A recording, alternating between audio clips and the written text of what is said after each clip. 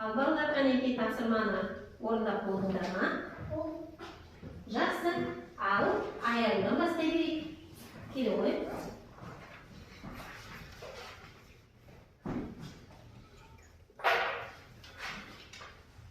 Асқа. Тапсырма. Суретке қарап, сын есімдерді тауып жаз. Ақ, көк, жасыл, қоңыр. Тамаша отыра ғой.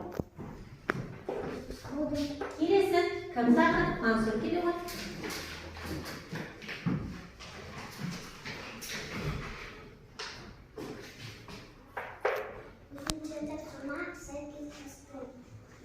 Сәйкестендім. Жазық, дала, жазық сынесін, алық түйе, алық сынесін, биік тау, биік сынесін, ашық аспан, ашық сынесін, божан қой, божан сынесін, қысқа сынесін, сол қоян, сол сынесін, жуас сынесін. Ал сынесін сұрағандай? Қандай қай? Тамаша отыра ғой. Келесі кім болды? Алиша.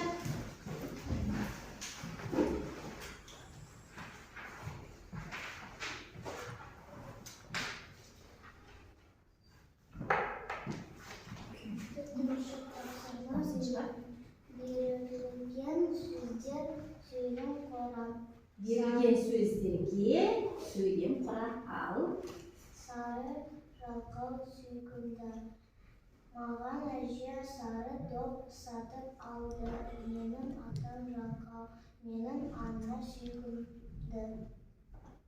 Ал енді мына жерде қараңдар балалар. Маған әже сары доп сатып алды. Қай сөз кішкене келіңкіремей тұр? Айта ғой Дария. Әже. Әже өте жақсы. Отыра. Келесі тағы кім болды? Қане? Алуа шығар ғой. Алуа көпсің ғой.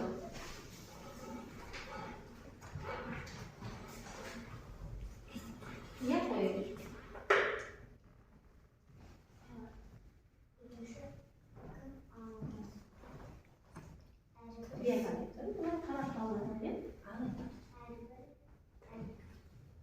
Әрбір сын есімді оған қатысы бар зат есіммен байланыстырып айт дейді. Қымбат көлік дұрыс па балалар? Тамаша. Жаңа телефон.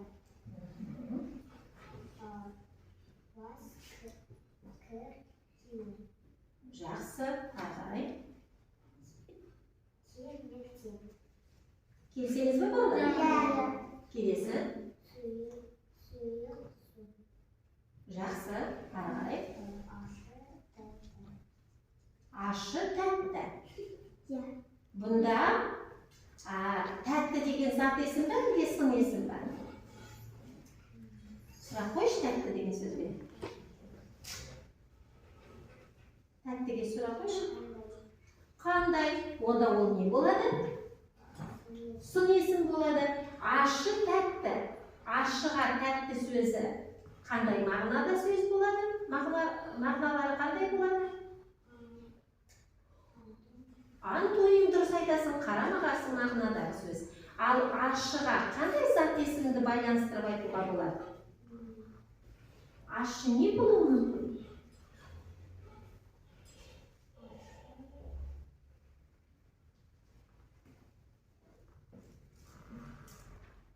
Қане Назерге көмектесе ғой.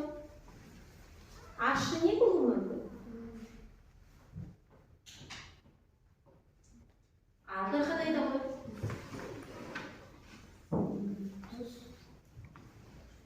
Ашы не болуы мүмкін? Горький дейді. Ал айта ғой. Дария. Не? Ашы тұщы жоқ. Тұщы да ол антоним болады. Айта ғой. Ашы не болады? Ашы лимон. Өте жақсы. Ашы лимон жазуға болады, иә? Жақсы. Ал енді келесі соңғы. Ұзын не болуы мүмкін?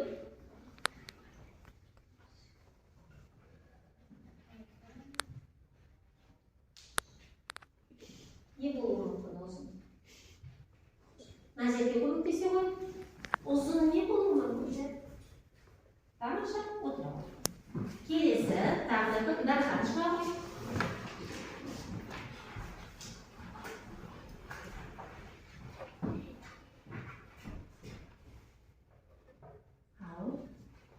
Üçüncü tapsırma Ersun'u karşı mağnalı sözlerді антоним тауып жаз және әрбір тиесінге оған қатысы бар зат есіммен байланыстырып айт. Қымбат көлік. Қымбаттың антонимі арзан. Тамаша, ары қарай. Жаңа телефон. Жаңаның антонимі ескі. Келесесіне ме балдар? Жақсы. Лас сүңги. Оның антонимі таза. Жақсы. Кел мектеп. Кемнің антонимі тар. Жақсы. Сұйық су. Сұйықтың антонимі қою. Жақсы. Жақсы жаман. Жақсы көңіл-күй.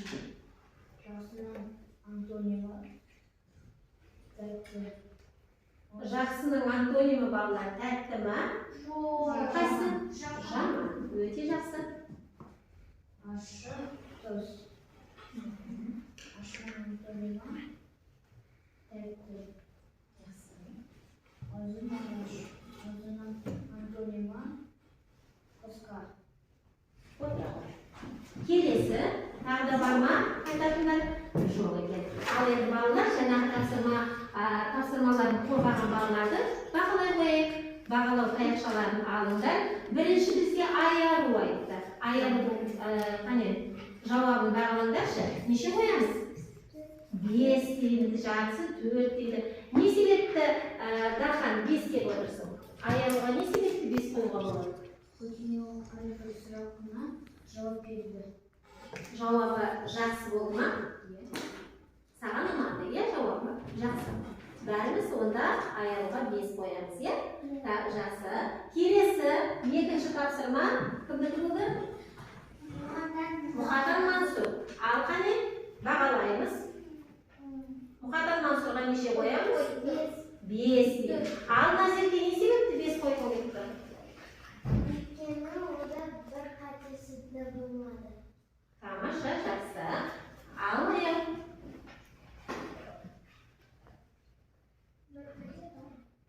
Қай жерде бір қатесі? Қай жерде бір қатесі? Сөздері жаңағы сәйкестендірген сәйкестердің бар дұрыс. Келесі Алишаның жұмысы. Ал неше қоясыңдар? Алишаның жұмысына 5 қоясыңдар, иә? Тамаша. Так. Ал Дария айта қой, Алишаға не себепті 5 қойдың дейді?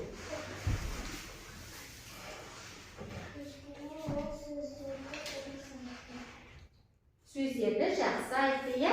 Тек бір жерінде ол кішкене маған әже сары доп сатып алды. Байланыстыра алмай қалды, иә?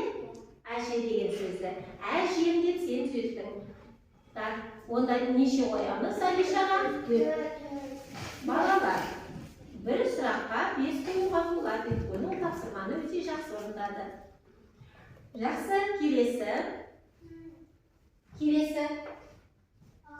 Алуаға неше қоямыз?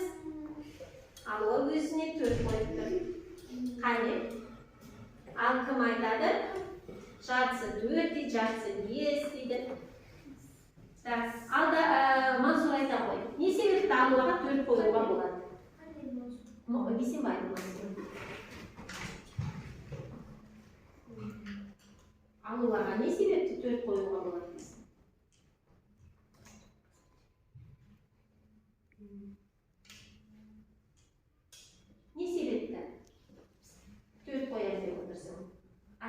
түсіндіріп берші бізге. Жақсы, онда болады ма? Сол айта қойсын. Не себепті 4 қоюға болады? Қане ойыңды айтамын. Не себепті 4 қоюға болады дейсің? Өйткені ол ақырын айтты. Ақырын айтты, дауысын қатты шығару керек. Тағы да. Ал тапсырмаларының дұрыс болды ма, әлде қателері болды ма? Алуан. Айтамын. Қателері болды. Сол себепті неше қоюға болады алуаға? 4 қоюға болады. Келесі соңғы бізде дархан. Ал дарханға неше қоямыз? 5. Ал Мансұр айта ғой. Не себепті Мансұр дарханға 5 қоюға болады?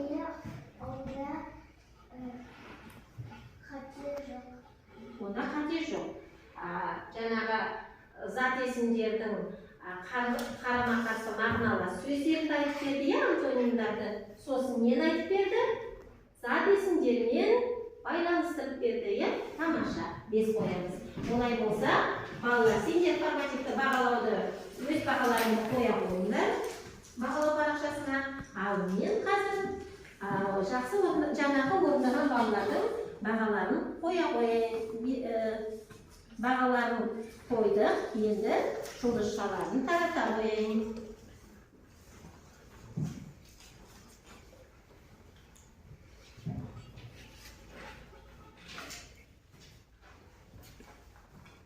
Дарханға қойдық?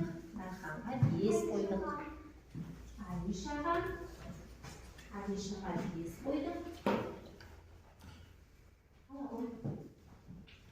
Ал енді балалар, бүгінгі сабақтан сын есім туралы жақсы түсіндік па? Сын есімнің сұрақтары қандай? Қандай? Ал енді қай деген сұраққа қандай мысал келтіресіңдер? Осы, кешегі, бұрынғы, бүгінгі, тамаша. Ал қандай деген сұраққа қандай сөздер айтуға болады? Қызыл, тәтті, 5-шіге қандай деген сұрақ қоямыз ба? Ол сан есім болып кетеді. Ал Мансұр айта ғой. Әдемі, өте тамаша. Ал енді балалар, осы бүгінгі біздің өтілген сабағымыз бойынша сендер келесі мұны жетістік баспалдағын, қанекей, жетістік баспалдағына өздерінің меңгерген білімдерінің деңгейін көрсете қойыңдар. Алдарында қағаздарын жатыр. Ал қане соны әкеліп, қане тапсыра қойыңдар. Кімге, егер де сабақ ұнаса сендерге, бәрін білсеңдер, тапсырманы бәрін оқысаңдар, онда қандай стикер жапсырамыз? Жасыл, Ал егер аздап қиындау болса, сары стикер, егер тапсырманы орындай алмасаңдар, қиын болса, қызыл стикер жапсырамыз.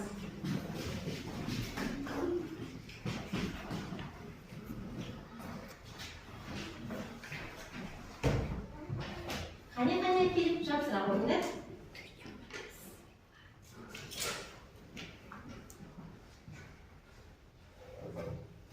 Кім жапсырған жоқ? Мансұр жапсырған жоқ. Келе ғой.